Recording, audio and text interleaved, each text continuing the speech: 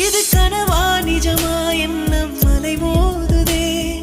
எதுவரையில் எனக்கு இந்த உயிர் வேதனை என அறியாமலே கால்கள் நடை போடுதே வலி கூட இந்நேரம் சுகமாகுதே உன் காலடியில் கிடப்பது மணல் இல்லை என் மனம்தான் என்னை தவிர